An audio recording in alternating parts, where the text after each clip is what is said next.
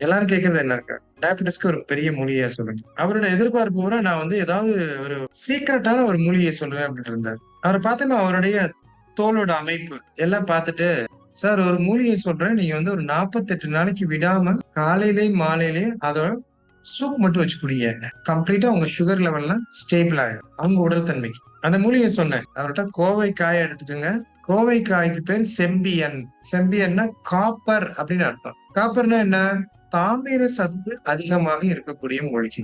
நாம டயபெட்டிஸ்க்கு பயன்படுத்தணும்னா எந்த கோவை எடுக்கணும்? வெள்ளையும் பச்சையுமா இருக்கக்கூடிய வரி கோவையாக இருக்கு. அந்த கோவையில நிறைய வகை இருக்கு. இந்த வரி கோவைய தினம் கட் பண்ணி ஒரு 2 கோவை எடுத்து ஒரு 200 மில்லி தண்ணீல நல்லா சூடா கொதிக்க வைத்து அதோட சாறை காலை மாலை சாப்பிட்டு வரும்போது டயபெட்டிக் லெவல் வந்து கண்ட்ரோலுக்கு வரும்.